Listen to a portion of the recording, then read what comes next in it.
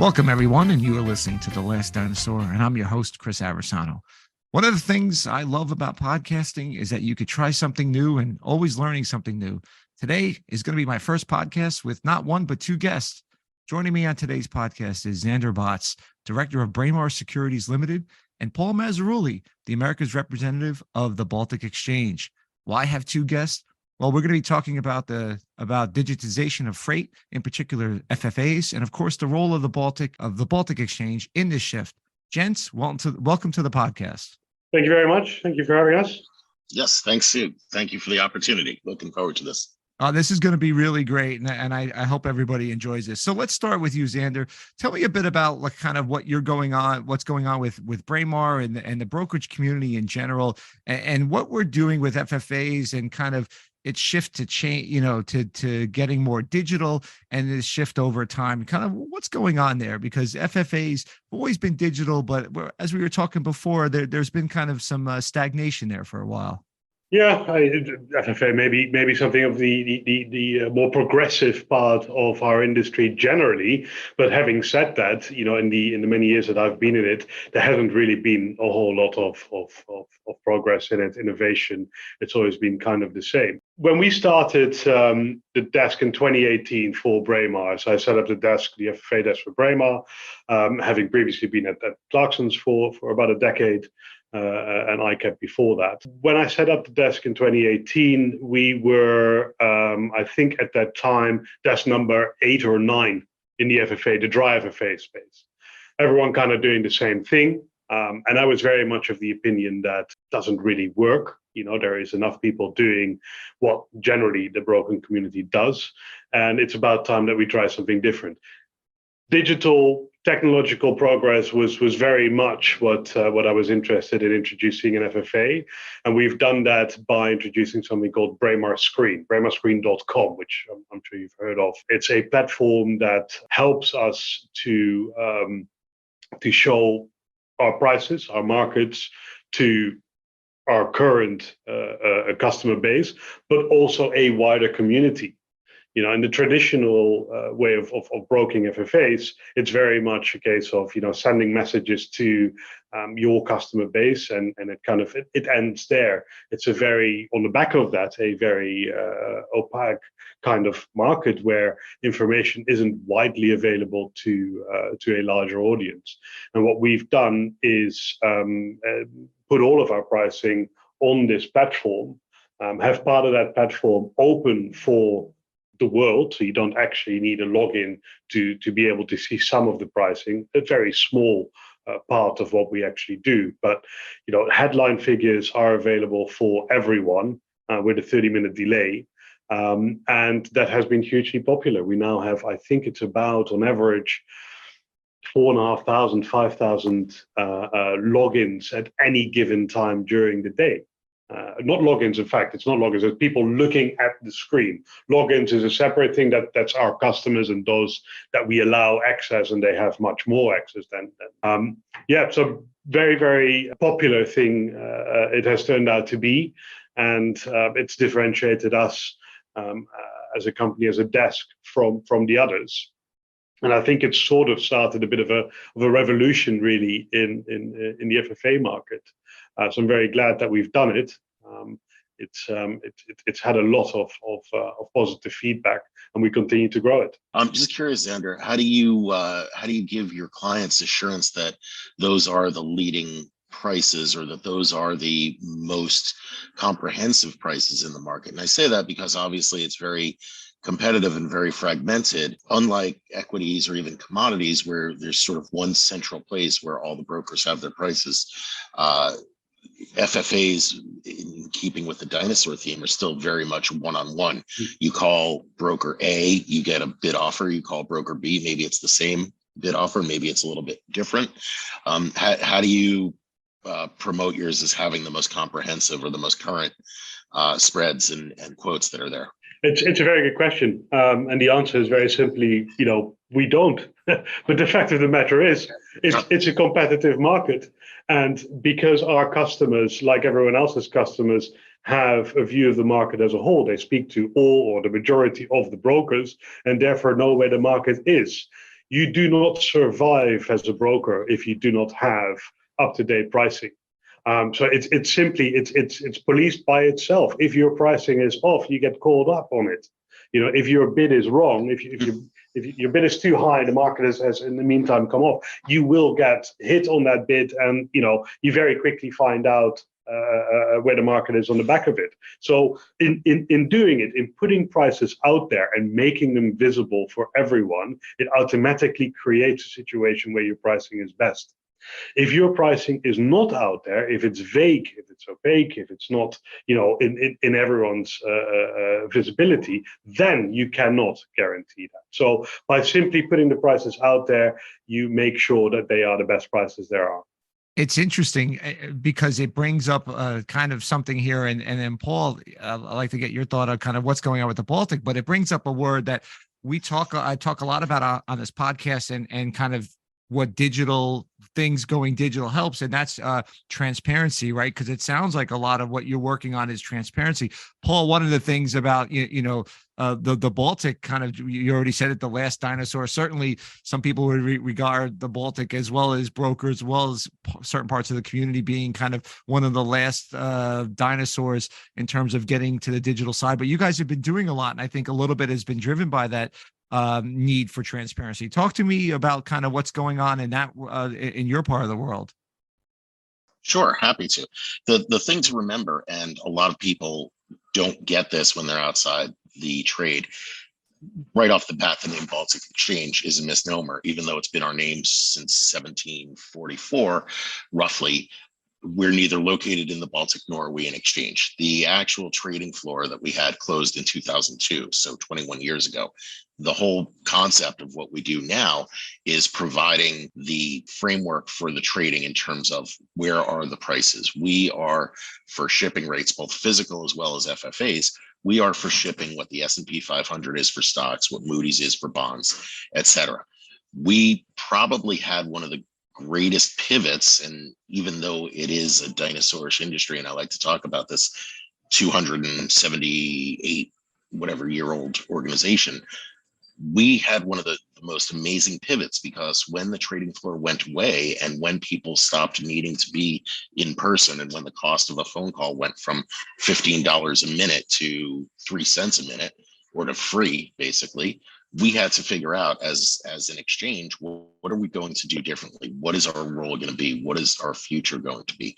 And it came to be creating the indexes and the pricing that comes off of that. So we don't facilitate the trades. We don't clear the trades. We don't process the trades. We're just providing the settlement information. But one of the things, and it's a question that I probably answer 2 or 3 times a week, are people from the financial side of the market, the hedge funds, the PE guys, the independent traders saying, oh, hey, how can I trade on the Baltic? Well, you can't. You don't trade. You have to call a broker, and you have to call somebody like a Braemar or some of their competitors and have a relationship and have a rapport with a guy, and this is where it goes back to the old fashioned part. You have to have that dialogue where you are speaking to an individual broker or to a number of brokers. You don't just put numbers on a screen, hit or lift, bid offer, boom, boom. It's more having this rapport with somebody that you can talk to on a daily basis. And a lot of guys, it's amazing, a lot of guys in the financial side of the market, the paper only side of the market, get turned off by that. They're telephobic. They're afraid to pick up a phone and call a human being. They don't want to have to talk to a broker to get market color and market flavor and get a deal done. They want to just be able to hit or lift on a screen. So it's very opposite to the trend of saying, okay, everything is easy. You can trade from your pocket. You can trade from your phone. Well, no, in the freight market, it still is your word is your bond, and it still is having this rapport with an individual broker or a series of brokers. So it's made it interesting.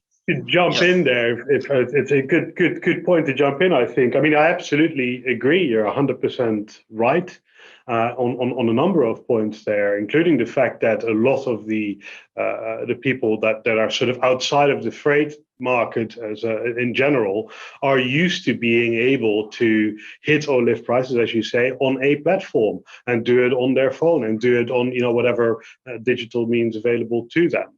And a high touch market like the one we have on FFA is something alien to them. But there is no reason why we wouldn't be able to do that. So our screen, with what I mentioned before, Braemar Screen, is also a trading platform. You can trade on it, and we do trade on it. It currently has, of course, only Braemar prices, but I'm very keen to try and get the other brokers to join us, because it is, as you say, a lot of people don't want to be on the phone. They don't want to have this high touch, and they need to be able to see the best pricing, going back to what we were talking about previously. Now, we as a single broker, I 100% agree, cannot guarantee that we have best pricing. A single broker cannot, full stop, guarantee that. You need to be able to capture the market as a whole. So this is something that I'm keen to discuss with other brokers, and have discussed with other brokers. I don't see a reason why we should be the only ones that are doing this, that are using this platform. So I invite other brokers to basically come and join us. Why not? Why don't we all go on this platform and make it a single source of truth for what the FFA market is, what the actual price is, and give our customers and new customers the confidence that they get absolute best pricing, and that they're able to execute that business on a platform like they're used to in the other products that they trade, with all the benefits of compliance, back office, etc. that brings. I think that is exactly where an FFA market needs to go. Sure, that's controversial, and it's got all sorts of issues. That's not something that you do, flick of the switch and we change it all over. It will take time. It is difficult to do, but I do think it's absolutely something that we should strive to achieve. That brings me to kind of and Xander, will continue with you. One of the things that you kind of mentioned and you kind of touched upon a little bit is resistance. Getting into this one concept of like what Paul mentioned, being able to trade on your phone or trade, desk, and not picking up the phone. I go back to a little bit of a comment, and Xander, you mentioned, at some point you'd like to get everybody there. And my question is going to be, and I'm going to throw out a comment after it. My question is going to be, what type of resistance do you have to this, right?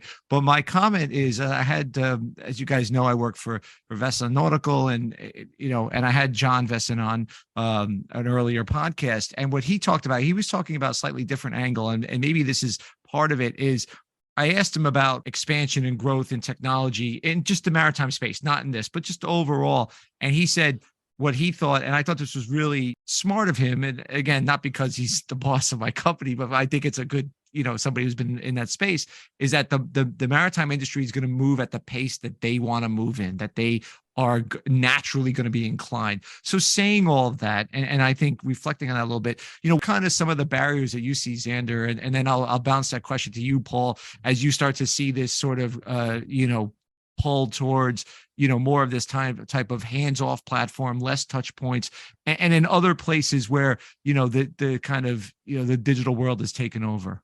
It's very important to note that even though I think there is absolutely space for, and we should try to achieve a situation where people are together on a platform that has all of the pricing of the market, brokers will in this market never go away. That is not something that will make the broker's job obsolete. Not at all.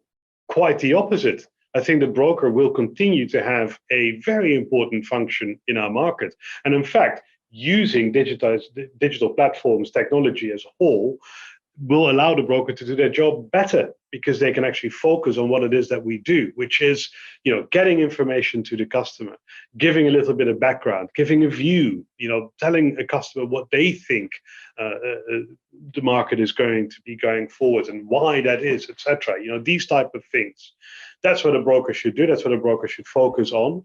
And I think, having these type of platforms allows them to do that. Now, it is completely understandable that the broking community as a whole has some reluctance, because if you look at other markets, you can very clearly see with a number of markets that platforms have taken their broker's role away. So it's 100% understandable that people have, some reluctance, are a little bit worried that might happen in freight.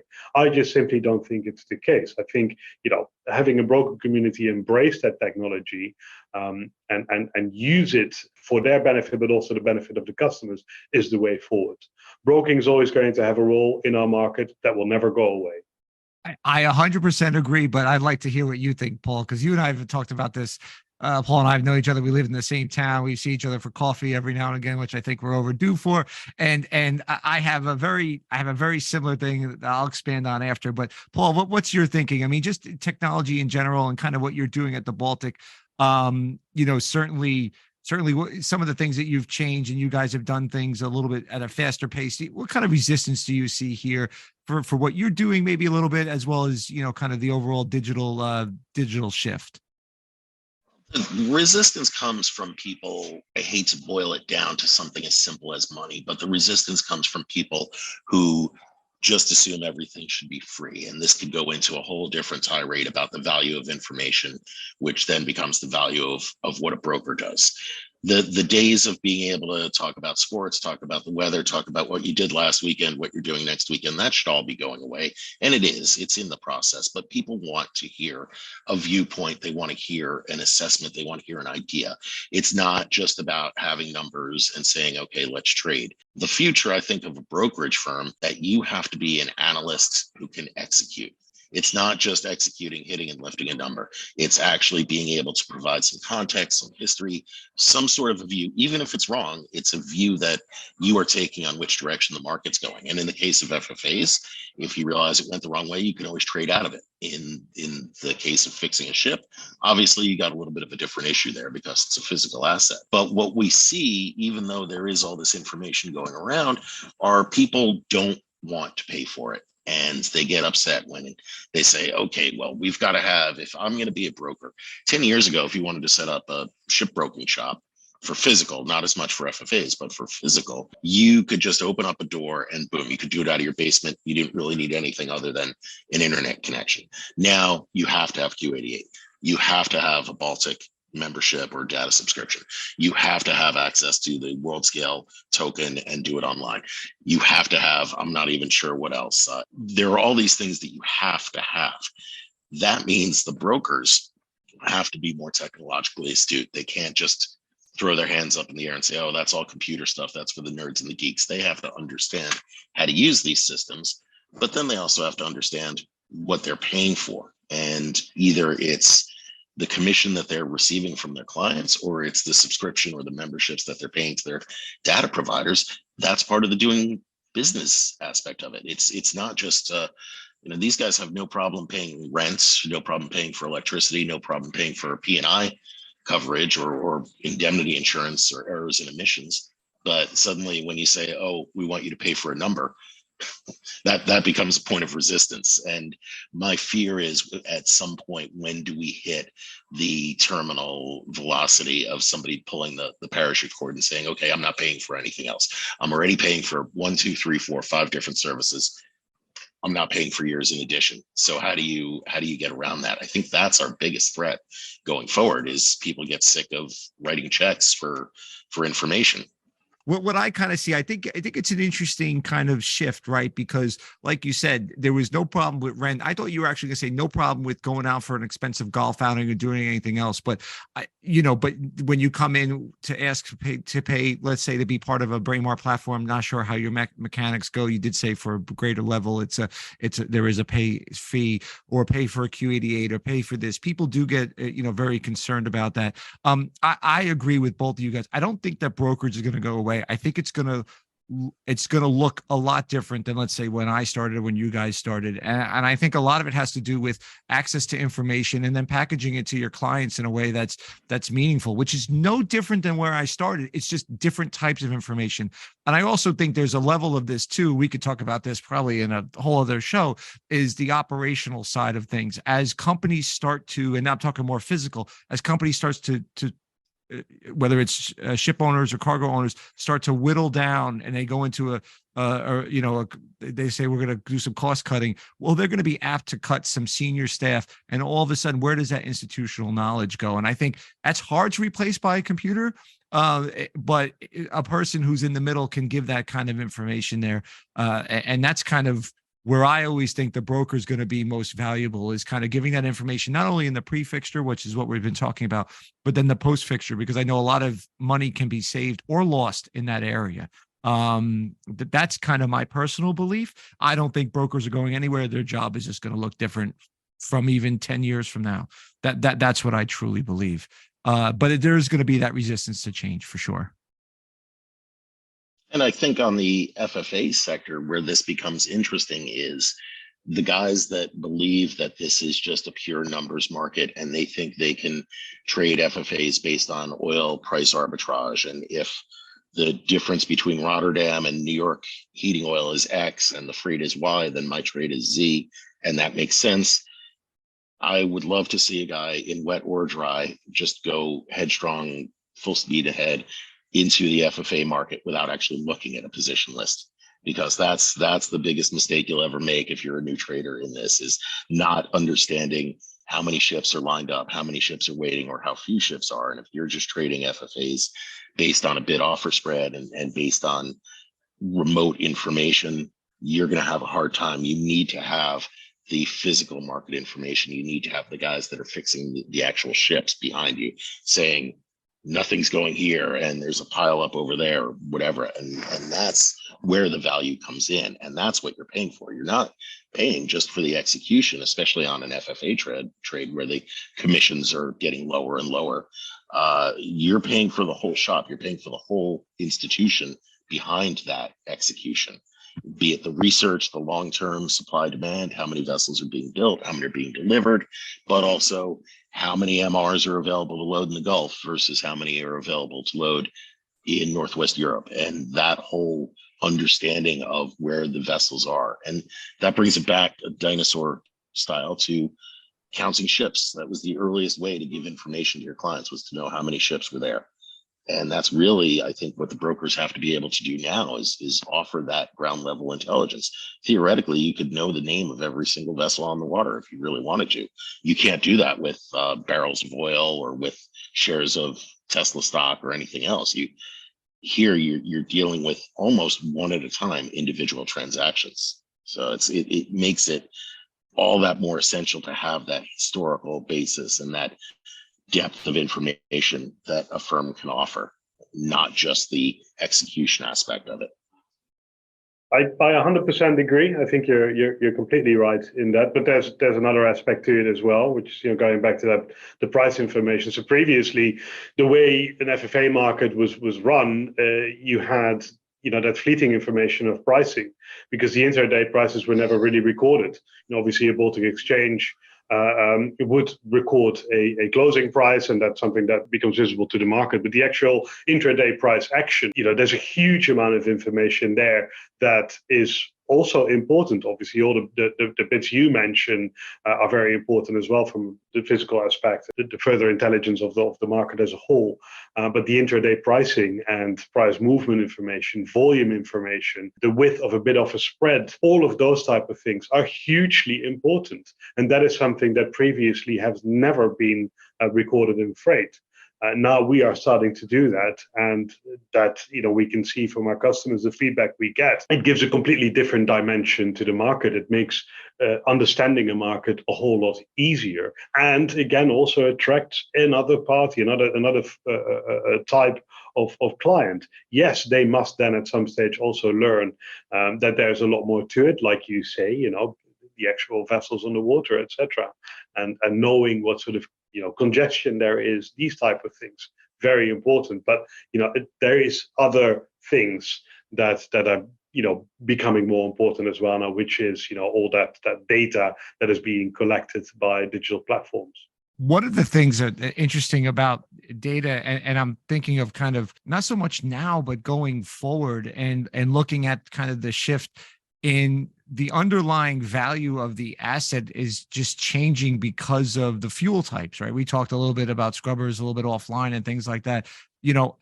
That's another aspect, I think, because you kind of, Paul, you pointed out, you can name every ship that's going to be available in West Africa in the next 2 weeks, on a Suezmax. You could do that. I could run a list for you right now and do that and be, 95% accurate, right?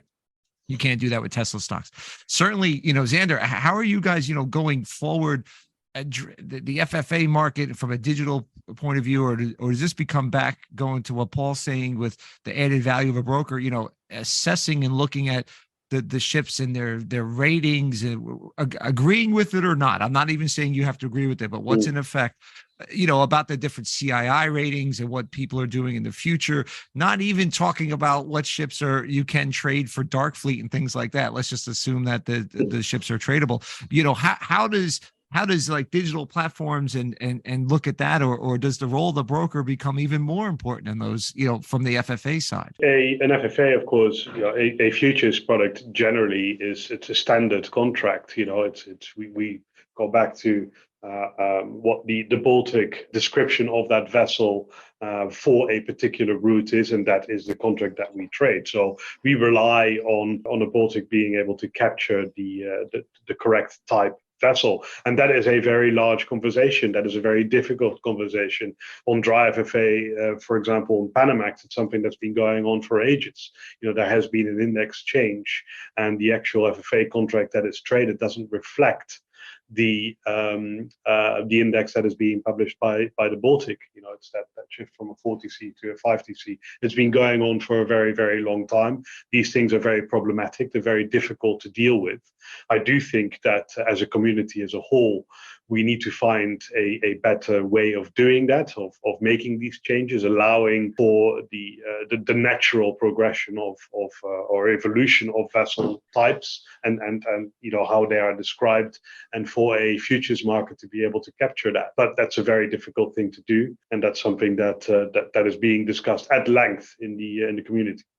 And I think it's one of those things where, the other big theme that I come across on this podcast, as well as in my work, is collaboration, right? I mean, they're just the siloing days, whether it's the Baltic and we do our things, or not to pick on the Baltic, or world scale, we do it our way, or any organization, or even the IMO. I mean, I'm going to be I'm sure I'll get angry email. We're going to do our things and we're going to come to, and this is what it is. It's a little bit more difficult because things are so dynamic. Paul, how are you guys addressing that and working and kind of trying to work through that to kind of continue to stay, with the curve, or even at some point get ahead of it? Because it's certainly not a small task, and there's no trivial, making this trivial, right? This is, a very, there's a lot of awareness of kind of what's going on. Oh, getting ahead of it is almost impossible just because of the regulatory scheme right now. It's ridiculous in terms of nobody really knows. And the new building order book definitely underscores that. Yes, there are a few guys who are staking their claim and putting their chips all on red and ordering X propulsion, be it ammonia, be it LNG, be it biobutanols, whatever the next fuel of the future is, whatever that might be. It's nobody knows what it's going to be. So that's making getting ahead of the curve impossible. What we have to do is try to keep the lowest common denominator, maybe, is keep the contract that applies to as many people as possible. That's why there's been a move away from individual FFA routes and more towards just a vessel size. So you have the Panamax time charter that represents 5 key routes, and you're making a trade based on the value of a Panamax, not on the value of going from A to B, going from Atlantic to Pacific, or going from on oil, going from East Coast Mexico to US Gulf. Rather, we'd like to look at what is the Aframax market in the Atlantic basin on the whole, and looking at vessel sizes. So what you have to have is a product that appeals to as many people as possible, but not being specialized. Because once you have 100 different routes, and there are some other pricing organizations that put down 100 different assessments for trade lanes a day in wet, and then another 100 in dry. It's not really relevant. Everybody wants their own specific contract. But if you have the hedging instrument that's designed to protect your exposure alone, nobody's going to be on the other side of that trade. So you have to always go for something that's the most appealing. The problem, again, going into the future right now, is everybody has a different vision of what's appealing, and everybody has a different vision of what's going to be allowed. Are we ever going to hit the stage where any form of fossil fuel hydrocarbon is off the table for propulsion? And that doesn't mean just bunker fuel. That means ultra low sulfur. That means LNG, because some people say LNG is just another fossil fuel. It's delaying the problem. It's not solving it. So are we going to have to go to pure ammonia, to pure battery power? who knows? But that's the problem, and that's part of what makes the placement of a forward trade in the FFA market so dicey right now. Is you're looking at guys that are trading 5, 6, maybe even 7 years out on the dry, and we have no idea what the global fleet's going to look like in 5 years. Brings me back to a comment that a previous guest, Nick McCarr, who works for Marshall Island Registry, but also sits on the IMO committee that writes the CII and all that stuff. And he says, we had, when you have compromise when nobody's happy. And it sounds like, Paul, sometimes maybe you have a little bit of that. You try to compromise and figure out a good way. And you may have not too many people that are happy at some point, but it is a very difficult thing. As we kind of get, we've had this great conversation, and I know we could continue on. Xander, both you and Paul have been in this market for a long time. If you had somebody coming in for an interview or a university student, why should they get involved in, not only just FFAs, because that's kind of always interesting, people with that kind of mindset, but certainly we talked about the nuances of maritime FFAs and being in the shipping business. What would you tell somebody who's kind of interviewing with some people and maybe they're going to come onto your desk? What's so cool about entering our industry from your view? I think maybe for the same reasons that ultimately I came into this industry, the reasons I was attracted to it is just simply the tangible aspect of it. The fact that you are dealing with something that is so extremely important for the economy as a whole on a global scale, the transportation of goods generally that make the world go around. That's the tangible aspect of it. I think is what is appealing. The huge importance of being able to transport goods and to facilitate global trade. I think that's the reason why I went into this industry, and it's still very interesting to this day. It only becomes more interesting, actually. When we have young people come through the door here, the general routes that younger people, go into the banking industry or whatever, the normal things that they would otherwise look at. Shipping is extremely interesting. It has lots of career opportunities. No 2 days are the same. There's always change. There's always something interesting happening. And I think it's a very attractive industry to be in. We have no problems hiring people either, because we can demonstrate it. Just come and have a look at our trading floor, our broking floor. It's a buzzing place. It's exciting. And I think it's an attractive industry to work in. What about yourself, Paul? You've touched on a lot of trading, a lot of broking. What would you say to somebody who's starting out in the industry? Obviously sitting here in the U.S. and being on the oil trading and shipbroking side. What do you think there? I think there are two different perspectives that people can have, especially if they want to get into brokerage. If all you care about is money, and if all you care about is, okay, I just want to close deals, I just want to book commissions, I just want to get stuff done, then it doesn't matter. You could be doing stock derivatives, you could be doing foreign currency exchange rates, you could be doing interest rate futures, or theoretically you could be doing ships. But I think what makes shipping different is that you have to have that underlying passion. You have to have that appreciation for the physical asset. Even if all you're doing is FFAs and you've never set foot anywhere near a vessel, you still have to have a passion for shipping. And it goes back to 3 words: ships are cool. It's just that simple. It's a fascinating industry. People always want to talk about how stuff goes from here to there. One of the great icebreaker stories I can talk about is when you see a container ship, how many boxes do you think are on that thing? You go to people and they're like, oh, I don't know. How long is it? Okay, it's 800 feet long. It's 32 meters wide. It's blah, blah, blah. And they do that. You see them doing the math in their head. And people come up generally somewhere between 2,000 and 5,000. And then you get to say to somebody, no, the biggest container ships right now are hauling 23,000 of those boxes on board. And that's where they're going.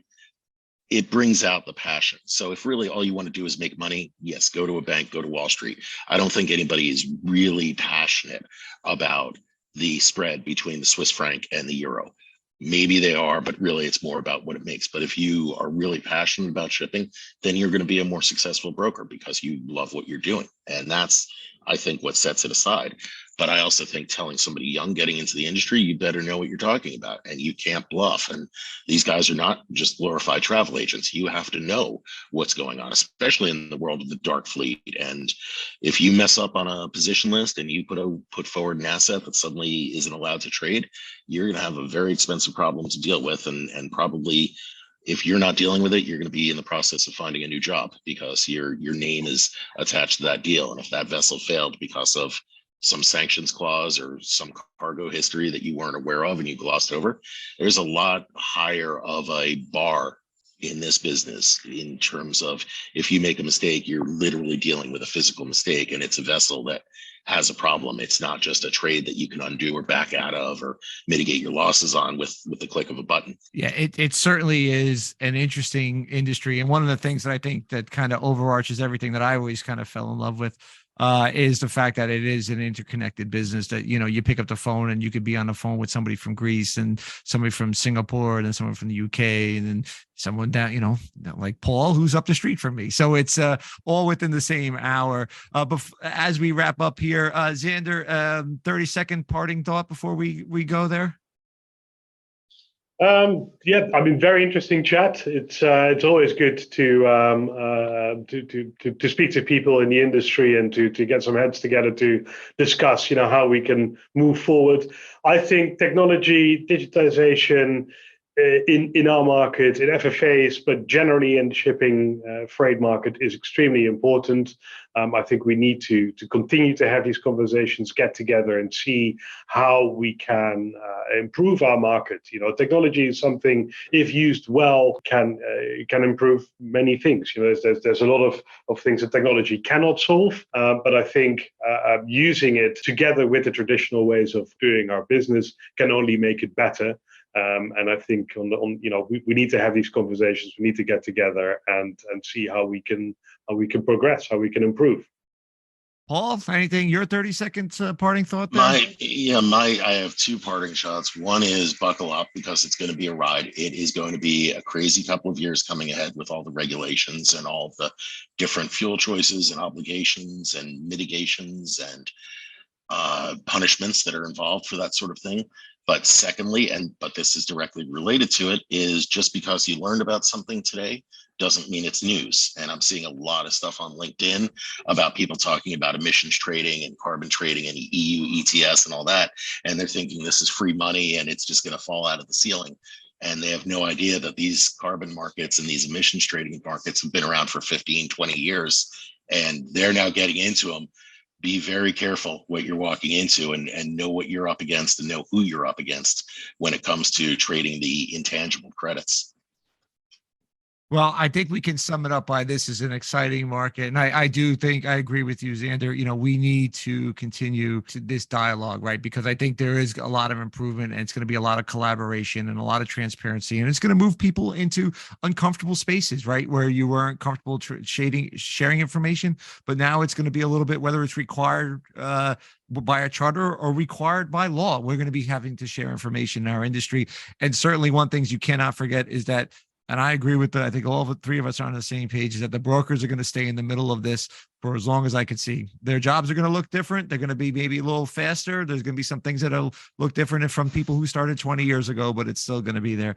Gentlemen, I think this was fantastic. Thank you very much. I do appreciate it. And good luck to the both of you and everything. Thank you guys for coming on. Thank you. Thank you, Chris. Have a great afternoon. Once again, Chris Aversano here, and I hope you enjoyed today's podcast, where we were able to talk to not one, but two experts in our space.